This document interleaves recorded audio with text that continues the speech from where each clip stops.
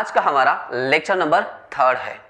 Foundation का course हमारा चालू है। फाउंडेशन के अंदर लेक्चर नंबर आज का 3 है। इस 3rd लेक्चर के अंदर हम कवर करने वाले हैं पूरा पॉइंट। कौन सा पॉइंट कवर करने वाले हैं? यूनिट से रिगार्डिंग टोटल जो पॉइंट है, ये सारा का सारा पूरा पॉइंट आज हम कवर करने वाले हैं। मैं हूं professor Rajesh Kade, M Tech mechanical, mentor and director of Physics Ranker, Usmanpura, Aurangabad, Maharashtra से। एक और पॉइंट यहाँ पे मेंशन करना चाहता हूँ कि हमारे क्लास का जो पहले नाम था वो काड़ेस फिजिक्स के नाम से था। अभी हमने उस क्लास का नाम चेंज कर दिया है और फिजिक्स रैंकर रख दिया है। Now the unit is, what is mean by unit? The definition of unit is, it is a standard, it is a standard or reference which is used, it is a standard or reference, it is a standard or reference which is used to measure the physical quantity, to measure the physical quantity is called unit। एक ऐसा standard है या फिर reference point है जिसे हमने use किया है, जिसे हमने यूज किया है। किस लिए यूज किया है? To measure the physical quantity. जो हमने लेक्चर नंबर 2 लिया था, इस लेक्चर नंबर 2 के अंदर हमने फिजिकल क्वांटिटी से रिगार्डिंग सारे पॉइंट लिए थे कि what is mean by quantity, what is mean by physical quantity, what is mean bye non physical quantity. Physical quantity is classified into 2 type, again one is a fundamental and another is a derived quantity। जिन student ने lecture number 1 और 2 नहीं देखा है वो ये lecture खत्म होने के बाद पहले लेक्चर नंबर 1 और 2 देख ले, या फिर इस लेक्चर को यहीं पर स्किप करके आप पहले लेक्चर नंबर 1, लेक्चर नंबर 2 देख लो, उसके बाद लेक्चर नंबर 3 देखते हो तो आपकी लिंक बहुत अच्छे से लग जाएगी। अगर हमें कोई भी फिजिकल क्वांटिटी अगर हमें मेजर करनी है तो उस फिजिकल क्वांटिटी को मेजर करने के लिए जो हमने स्टैंडर्ड पॉइंट लिया है, जो हमने स्टैंडर्ड पॉइंट लिया है या फिर हम रेफरेंस पॉइंट ले रहे हैं, जिस स्टैंडर्ड और रेफरेंस को हम क्या कहते हैं? यूनिट कहते हैं। जैसे कि मान लो कि आपको अगर मास मेजर करना है, कौन मेजर करना है? मास मेजर करना है। जैसे कि मास m इज इक्वल टू, आप यहां पे लिख रहे हो कि 25 kg, आप यहां पे लिख रहे हो। This mass, this capital M is nothing but the parameter. इस कैपिटल M को हम पैरामीटर कह सकते हैं या फिर हम इसे सिंबल भी कह सकते हैं। This 25 is nothing but the magnitude. इस 25 को हम क्या कहने वाले हैं? मैग्नीट्यूड कहते हैं। मैग्नीट्यूड का दूसरा एक नाम है जिसे हम कहते हैं न्यूमेरिकल वैल्यू, जिसे हम कहते हैं न्यूमेरिकल वैल्यू। और ये जो हमने kg यहां पे लिखा है, दिस kg, ये जो kg लिखा है हमने, ये kg is nothing but the कौन? यूनिट है। मतलब kg एक ऐसा स्टैंडर्ड है जिसका हमने यूज किया है। किस लिए यूज किया है? To measure the physical quantity mass. Mass एक फिजिकल क्वांटिटी है, इसे मेजर करने के लिए हमने यूज किया है। मतलब मैग्नीट्यूड के साइड में जो भी रहने वाला है, यहाँ पे kg होगा, लीटर, मीटर एक्सेट्रा, इन सभी को हम क्या कहने वाले हैं? यूनिट कहने वाले हैं। तो ये थी यूनिट की डेफिनेशन। इस डेफिनेशन के अंदर जो 2 वर्ड्स आए हैं, पहले उसका मीनिंग भी हम एक बार देख लेते हैं। यूनिट के डेफिनेशन में हमने लिखा है कि इट इज अ स्टैंडर्ड और reference. It is a standard और रेफरेंस। हम स्टैंडर्ड और रेफरेंस हम किसे कहते हैं? What is mean by standard? आप कहते हैं ना कि हमने, मतलब बॉयज में, गर्ल्स में होता है ना कि जैसे कि टी शर्ट पहनी है तो एक स्टैंडर्ड टी शर्ट पहनी है, ठीक है, या फिर कोई बंदा है जो बहुत ही ज्यादा स्टैंडर्ड रहता है। तो what is mean by standard? Standard का मतलब होता है कि with respect to time, with respect to time उसका मैग्नीट्यूड कभी चेंज नहीं होता है, उसका मैग्नीट्यूड कभी भी चेंज नहीं होता है। मान लो कि टी शर्ट के ऊपर अगर इस तरह से सिंबल है तो आप तुरंत पहचान जाओगे कि ये टी शर्ट किसका है? नाइकी कंपनी का है। अगर टी शर्ट के ऊपर अगर RBK अगर लिखा है तो इसका मतलब क्या है? रिबॉक है, ठीक है। जैसे कि मान लो कि मैं अगर कहता हूं कि MS धोनी, तो आपके सामने क्या आ जाता है? ठीक है, कि क्रिकेट प्लेयर है। मतलब MS धोनी क्रिकेट खेलेगा, बैडमिंटन नहीं खेलेगा, ठीक है। कभी आपके सामने ये नहीं आएगा कि MS धोनी नाम लेते ही बैडमिंटन आ गया हो, ठीक है। तो उसके साथ उसका प्रोफेशन, मतलब एक स्टैंडर्ड है, ठीक है, जो कि विद रिस्पेक्ट टू टाइम कभी भी चेंज होने वाला नहीं है। उसी स्टैंडर्ड को हमने यूज किया है। किस लिए यूज किया है? To measure the physical quantity. Physical quantity measure करने के लिए हमने उसका यूज किया है। दिस स्टैंडर्ड और reference is nothing but the कौन? यूनिट कहते हैं। Now these standard are internationally accepted and fix. ये जो स्टैंडर्ड होते हैं, ये सारे के सारे जो स्टैंडर्ड है ये इंटरनेशनली कैसे है? एक्सेप्टेड है और फिक्स है, मतलब जो यूनिट हम इंडिया के अंदर लेने वाले हैं वही यूनिट हम कहाँ लेंगे, यूएस के अंदर लेंगे या फिर एनी अदर कंट्रीज के अंदर ले सकते हैं। मतलब मान लो कि जैसे आप मास, मैंने यहाँ पे एग्जांपल दिया था, मास m इज इक्वल टू हम 25 kg ले रहे हैं यहाँ पे, तो हर एक कंट्री के अंदर मास केजी में मेजर करेंगे, ठीक है, हर एक कंट्री के अंदर। अभी कंट्री के अंदर कहा तो सिटी वगैरह हर एक चीज, ईच एंड एवरी पॉइंट। ऐसे नहीं होगा कि आप औरंगाबाद में यहाँ पे हो और आप कह रहे हो कि आप पेट्रोल पंप पे जा रहे हो और पेट्रोल पंप पे जाने के बाद आप उस पेट्रोल पंप वाले को कह रहे हो, गाड़ी वहां पे आपने लगा दी और आप बोल रहे हो कि उसे गाड़ी के अंदर 2 मीटर पेट्रोल डाल दो। क्या कह रहे हो, 2 मीटर पेट्रोल डाल दो। वो कहेगा बेटा जा, ठीक है, जाके भर्ती हो जा, आपको पता है कहाँ भर्ती होना है, ठीक है। तो इस तरह से होता है। तो यूनिट जो है ये यूनिट इंटरनेशनली एक्सेप्टेड है और फिक्स भी होता है। इसके एग्जांपल्स है केजी है, सेकंड है, मीटर है, एक्सेट्रा। मतलब जितनी भी फिजिकल क्वांटिटी है, ठीक है, सबको नहीं लेकिन कुछ physical quantity except pure ratio वगैरह अगर हम छोड़ देते हैं तो बाकी सभी फिजिकल क्वांटिटी को यूनिट रहता है। उसके बाद है टाइप्स ऑफ यूनिट। ये टाइप्स ऑफ यूनिट हमने कहां से लिए हैं, टाइप्स ऑफ फिजिकल क्वांटिटी के ऊपर से। जैसे हमने लेक्चर नंबर 2 के अंदर देखा था कि अगर फिजिकल क्वांटिटी को अगर हम क्लासिफाई करते हैं, फिजिकल क्वांटिटी को अगर हम क्लासिफाई करते हैं तो इसके 2 टाइप है। एक टाइप है फंडामेंटल क्वांटिटी और दूसरा है डिराइव क्वांटिटी। तो पहला यूनिट जो है वो है फंडामेंटल यूनिट। फंडामेंटल यूनिट हम किसे कहेंगे, the unit of fundamental quantity is called fundamental unit. Fundamental quantity के यूनिट को, फंडामेंटल क्वांटिटी के यूनिट को हम फंडामेंटल यूनिट कहने वाले हैं। और हमारे पास टोटल फंडामेंटल क्वांटिटी कितनी है, 7 है। टोटल फंडामेंटल क्वांटिटी कितनी है, 7 है, जो हमने लेक्चर नंबर 2 में देखी है। तो उन 7 फंडामेंटल क्वांटिटी के यूनिट को हम क्या कह सकते हैं, फंडामेंटल यूनिट कह सकते हैं। उसके बाद है derive unit. Derive unit, the unit of derive quantity is called derive unit except 7 fundamental quantity. अगर हम 7 फंडामेंटल क्वांटिटी छोड़ देते हैं तो बाकी सभी क्वांटिटी कौन है, डिराइव क्वांटिटी है। और उस डिराइव क्वांटिटी का जो यूनिट है उस यूनिट को हम कहने वाले हैं कि डिराइव यूनिट कहेंगे।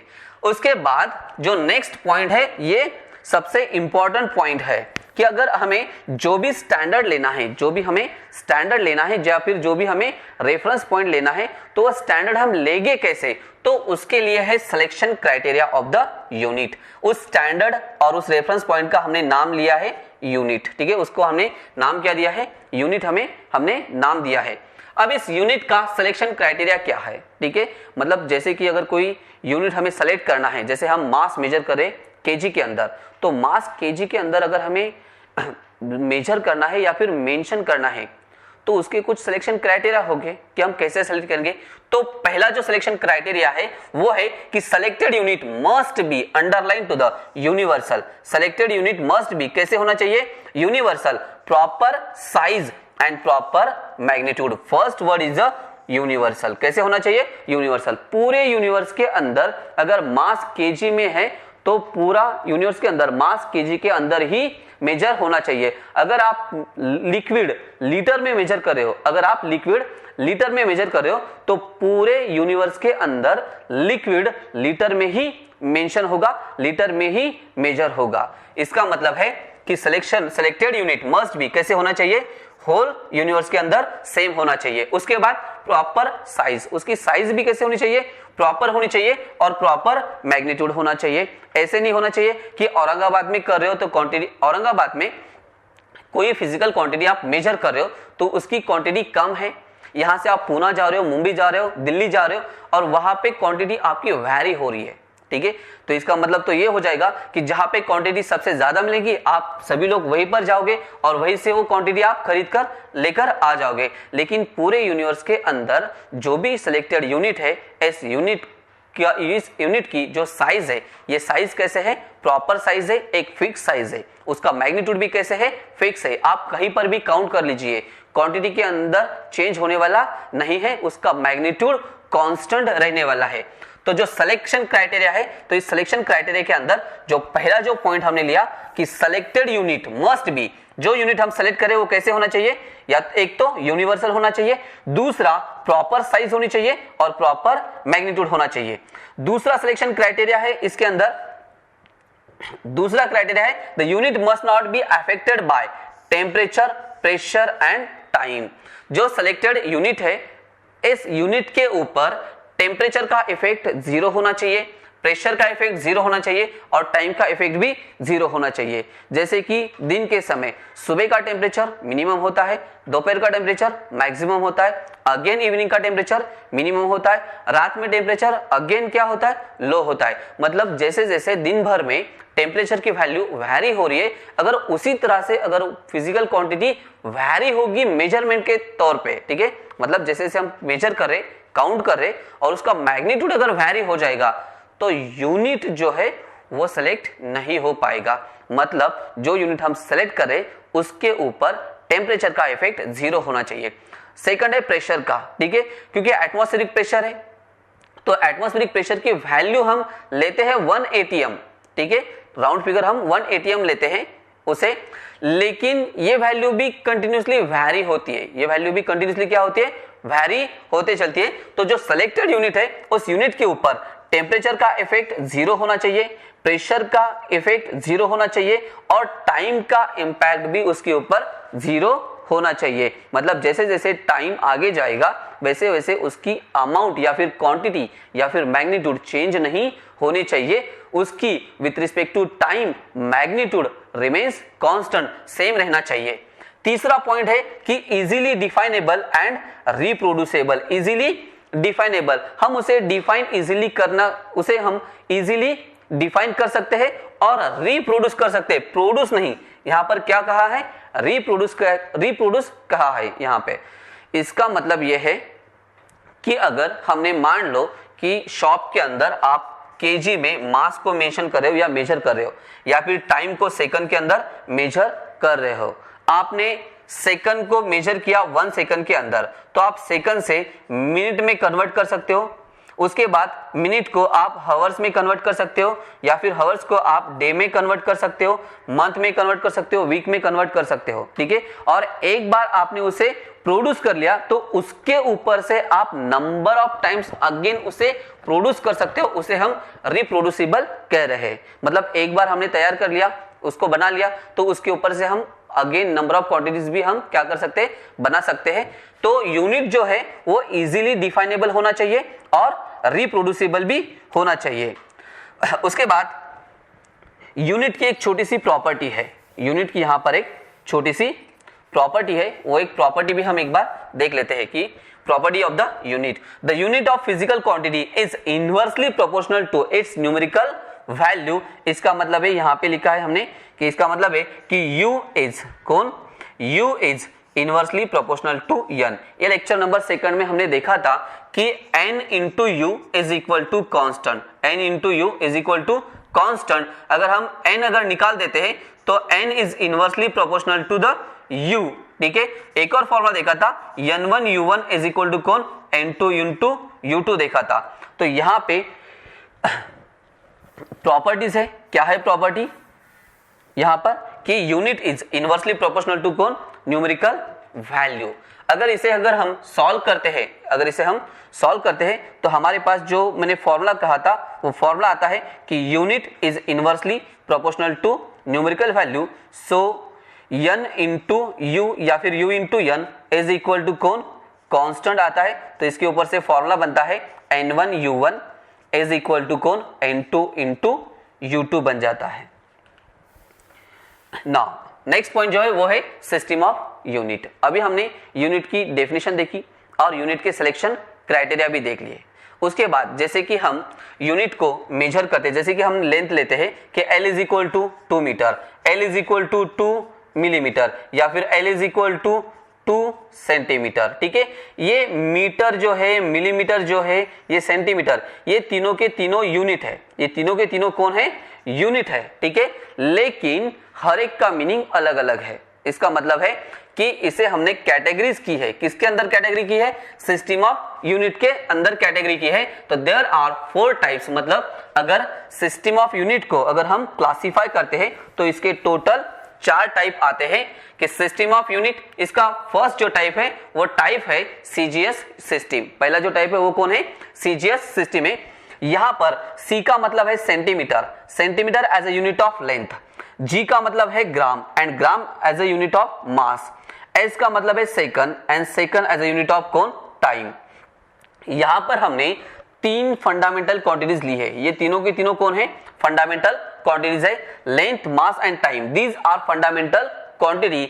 इसका मतलब है कि CGS system is made up of fundamental quantity.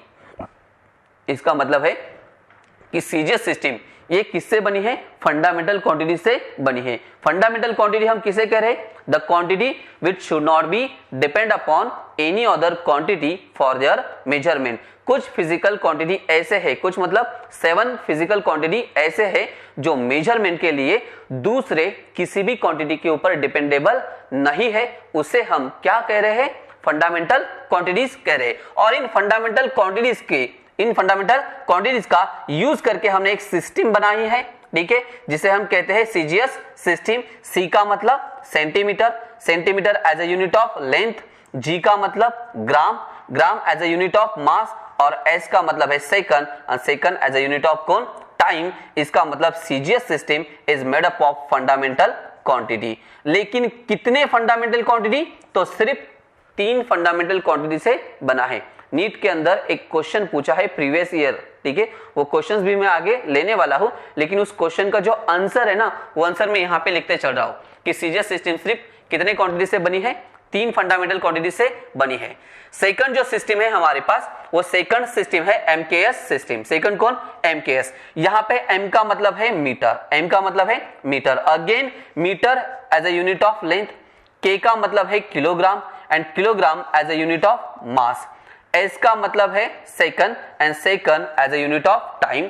इसका मतलब एमके सिस्टम के अंदर वापस से हमने लेंथ ली, मास और time, these are fundamental quantity. मतलब MKS system is also made up of fundamental quantity. और कितनी क्वांटिटीज यूज की है, तो only 3 fundamental quantity is use to make a MKS system.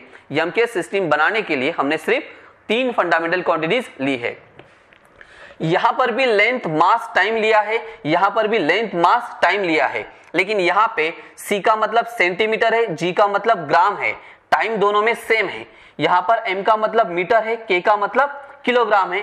अगर दोनों क्वांटिटी फंडामेंटल क्वांटिटी से बनी है, दोनों सिस्टम फंडामेंटल क्वांटिटी से बनी है, और दोनों सिस्टम के अंदर 3 ही फंडामेंटल क्वांटिटीज अगर ली है, तो दोनों के अंदर मेन डिफरेंस है क्या, दोनों के अंदर क्या डिफरेंस है, तो CGS system is a smaller, CGS system is a smaller than MKS system. इसका मतलब यह है कि सीजीएस सिस्टम स्मॉलर है and MKS system is a bigger system. MKS system कैसे है, बड़ी सिस्टम है।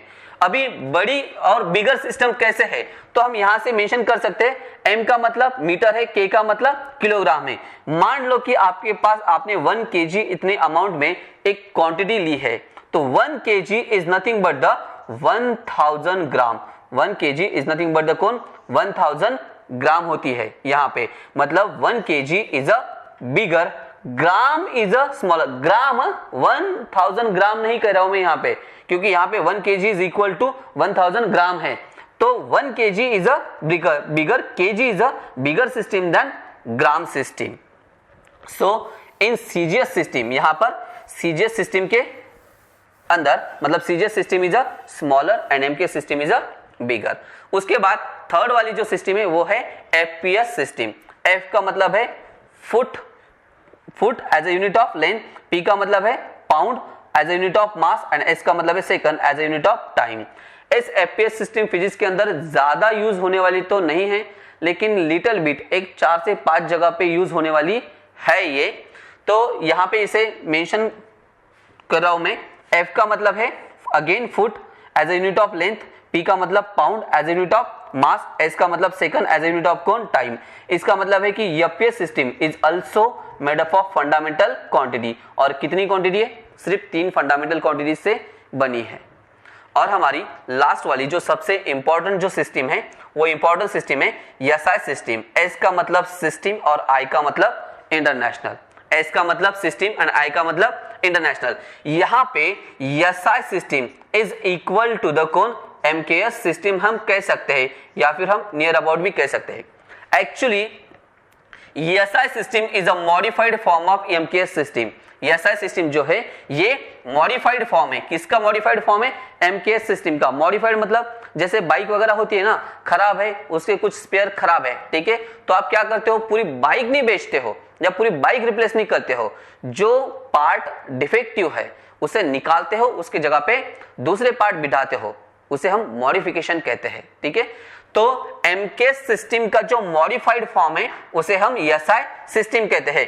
मतलब एसआई सिस्टम में जो यूनिट रहने वाला है, एसआई सिस्टम में जो यूनिट रहने वाला है वही यूनिट एमकेएस सिस्टम में भी रहने वाला है। तो फिर मॉडिफिकेशन किया क्यों और क्या मॉडिफिकेशन है? तो पहला जो ड्रॉबैक था एमकेएस सिस्टम में कि MKS system is a complicated to define the unit. MKS system ये कॉम्प्लिकेटेड सिस्टम थी जिसके अंदर हम यूनिट को प्रॉपरली डिफाइन नहीं कर पा रहे थे और यूनिट का कन्वर्जन नहीं हो रहा था। उसके बाद सेकंड जो सबसे बड़ा ड्रॉबैक था, वो सेकंड सबसे बड़ा ड्रॉबैक ये था कि इस एमकेएस सिस्टम के अंदर हमने सिर्फ 3 फंडामेंटल क्वांटिटीज ली है। कितनी ली है? सिर्फ 3 फंडामेंटल क्वांटिटीज ली है। लेकिन जो क्वांटिटी इन 3 फंडामेंटल क्वांटिटी के अलावा दूसरे ऊपर अगर डिपेंड है, जैसे हमने कहा कि डिराइव क्वांटिटी भी है, कि डिराइव क्वांटिटी दूसरी क्वांटिटी के ऊपर डिपेंडेबल है। मतलब हमारे पास यहाँ पे टोटल 7 फंडामेंटल क्वांटिटी है, 7 में से हमने सिर्फ 3 फंडामेंटल क्वांटिटी ली है। मतलब हमारे पास कितने बचती है? 4 क्वांटिटी बचती है। अगर कोई और फिजिकल क्वांटिटी इन 4 क्वांटिटी के ऊपर अगर डिपेंडेबल है तो उसका यूनिट हम कैसे लेंगे, उसे मेजर हम कैसे करेंगे, उसे काउंट कैसे करेंगे, उसे कन्वर्ट हम कैसे करेंगे? तो ये सारे कॉम्प्लिकेशन एमकेएस सिस्टम में थे। इसीलिए जब एसआई सिस्टम बनाई तो एसआई सिस्टम के अंदर total 7 fundamental quantities are use. तो इस एसआई सिस्टम के अंदर टोटल 7 के 7 फंडामेंटल क्वांटिटीज इन्होंने यूज किए, ठीक है। और एक नई सिस्टम बनाई, उसे हमने एसआई सिस्टम नाम दिया है। जो नीट के अंदर क्वेश्चन पूछा था वो क्वेश्चन यही था कि CGS system, MKS system, FI system, ये एफपीएस सिस्टम, सॉरी, ये तीनों के तीनों जो सिस्टम है ये सिर्फ 3 फंडामेंटल क्वांटिटी से बनी है। लेकिन एसआई सिस्टम जो है ये SI system total 7 fundamental quantity से बनी है। यहां पर हमारा सिस्टम का जो पॉइंट था, सिस्टम ऑफ यूनिट का, ये पूरा पॉइंट डिटेल में खत्म होता है, एंड होता है। उसके बाद एक छोटी सी के डॉट नोट है। क्या है के dot note? CGS system, MKS system, FPS system, these 3 system are made up of कौन? Only 3 fundamental quantities. यहां पे मैंने मेंशन भी करके दिया है आप लोगों को। नाउ अभी हम इसके यूनिट भी देख लेते हैं। हर एक सिस्टम में हमारे पास टोटल 4 सिस्टम है। यहां पर हम टोटल 7 क्वांटिटीज लेने वाले हैं। मतलब इस कॉलम के अंदर टोटल 7 फंडामेंटल क्वांटिटीज आ जाएगी। उसके बाद यहाँ पे एक एक कॉलम में उसके यूनिट आ जाएंगे कि कौन से सिस्टम में उसका यूनिट क्या है। पहली जो सिस्टम है वो है सीजीएस, दूसरी है एमकेएस, तीसरी है एफपीएस और चौथी जो है वो है एसआई सिस्टम। पहली क्वांटिटी जो है वो है मास। अगर मास को हम सीजीएस में अगर काउंट करते हैं, मास को सीजीएस में इसका यूनिट क्या है? ग्राम है। एमकेएस सिस्टम में उसे हम केजी लिखते हैं। एफपीएस सिस्टम के अंदर पाउंड है और एसआई के अंदर अगेन कौन है? केजी है। जैसे मैंने कहा कि MKS system and SI system both are same, लेकिन दोनों में डिफरेंस है कि ये 3 से बनी है और ये 7 से बनी है, ठीक है। तो अगला पॉइंट है लेंथ। लेंथ का सीजीएस में सेंटीमीटर है, एमकेएस में मीटर है, एफपीएस के अंदर फुट है और अगेन एसआई में मीटर है। उसके बाद क्वांटिटी आती है टाइम। टाइम सीजीएस में second, MKS, FPS and SI सभी में कौन है? सेकंड है। उसके बाद है टेम्परेचर। टेम्परेचर अगर सीजीएस में काउंट करते हैं तो डिग्री सेल्सियस, अगर एमकेएस में काउंट करते हैं तो केल्विन, के का मतलब है केल्विन। अगर एफपीएस में अगर हम काउंट करते हैं तो एफपीएस में तो है ही नहीं, एफपीएस के अंदर सिर्फ 3 ही क्वांटिटीज यूज की है। अगेन एसआई में काउंट करते हैं तो केल्विन आ जाएगा। उसके बाद है करंट। सीजीएस करंट में तो है नहीं, लेकिन एमकेएस में है एम्पियर और अगेन कहां पर है? एसआई सिस्टम में है एम्पियर आ जाएगा। उसके बाद क्वांटिटी है amount of substance. Amount of substance CGS में यूनिट नहीं है उसका, एमकेएस सिस्टम में भी नहीं है, एफपीएस में भी नहीं है, लेकिन कहां पर है? एसआई में, और यूनिट है उसका मोल। मतलब अमाउंट ऑफ सब्सटेंस का यूनिट क्या है? SI में मोल है। और लास्ट जो है वो है ल्यूमिनस इंटेंसिटी। लास्ट वाला पॉइंट कौन सा है? Luminous intensity. ल्यूमिनस इंटेंसिटी का अगेन यूनिट कहां पे? SI सिस्टम में क्या है? कैंडेला है। तो ये टोटल 7 फंडामेंटल क्वांटिटीज है। ये टोटल 7 फंडामेंटल क्वांटिटीज है। CGS सिस्टम में उनके यूनिट, MKS में उसके यूनिट, FPS के अंदर और SI के अंदर इनके यूनिट हमने देख लिए हैं। नाउ उसके बाद नेक्स्ट जो पॉइंट है वो नेक्स्ट पॉइंट है कि डेफिनेशन ऑफ फंडामेंटल यूनिट। ठीक है, नेक्स्ट जो पॉइंट है वो है definition of fundamental unit. Definition of fundamental unit मतलब कौन? जैसे कि हमने फंडामेंटल क्वांटिटी ली थी, कितनी थी? 7 क्वांटिटी थी फंडामेंटल। ठीक है, उन 7 फंडामेंटल क्वांटिटी के हमने SI यूनिट देखे थे लास्ट वाले कॉलम में। तो वो जो यूनिट हमने लिया है उस सारे के सारे यूनिट की, मतलब मीटर की डेफिनेशन, किलोग्राम की डेफिनेशन, सेकंड की डेफिनेशन, टेम्परेचर है तो केल्विन की डेफिनेशन, करंट है तो एम्पियर की डेफिनेशन, अमाउंट ऑफ सब्सटेंस है तो मोल की डेफिनेशन, और अगर ल्यूमिनस इंटेंसिटी है तो कैंडेला की डेफिनेशन। मतलब 1 मीटर किसे कहेंगे, 1 सेकंड किसे कहेंगे, 1 kg किसे कहेंगे, इन सब की डेफिनेशन आती है definition of the fundamental unit के अंदर। और इसके ऊपर मतलब प्रीवियस ईयर क्वेश्चन इससे पहले पूछ चुके हैं, काफी कॉम्प्लिकेटेड पॉइंट है ये डेफिनेशन। आपको सभी के सभी डेफिनेशन आपको अच्छे से लर्न करके रखने हैं, सारे के सारे डेफिनेशन। एक और पॉइंट यहां पे नीट और जेई के पॉइंट ऑफ व्यू से बहुत ज्यादा इंपॉर्टेंट है। नीट और जेई के पॉइंट ऑफ व्यू से, ठीक है, बहुत ज्यादा इंपॉर्टेंट है। इस पॉइंट में यहां पर मतलब इस टेबल के अंदर एक सबसे इंपॉर्टेंट पॉइंट है, वो पॉइंट आपको अच्छे से याद रखना है। जैसे कि मैंने कहा कि 7 फंडामेंटल क्वांटिटी है और उनके यूनिट है। ठीक है, ये सारे के सारे यूनिट मतलब फंडामेंटल यूनिट है, लेकिन ये फंडामेंटल यूनिट तब रहने वाले हैं जब ये क्वांटिटी इंडिविजुअल पूछी जाएगी। सबसे मोस्ट इंपॉर्टेंट वर्ड है, ठीक है, कि अगर ये क्वांटिटी अगर इंडिविजुअल पूछते हैं मतलब लेंथ इंडिविजुअल है, मास इंडिविजुअल है, टाइम इंडिविजुअल है, उसके बाद करंट इंडिविजुअल है, तो ये सारे सभी के सभी क्वांटिटी कैसे है? फंडामेंटल क्वांटिटी है। लेकिन यही क्वांटिटी अगर इक्वेशन में अगर आती है, यही क्वांटिटी अगर इक्वेशन में आती है तो ये सभी फंडामेंटल क्वांटिटी डिराइव क्वांटिटी भी हो सकती है। इसका एक्सप्लेनेशन हम लेक्चर नंबर 3 के अंदर डिटेल में लेने वाले हैं।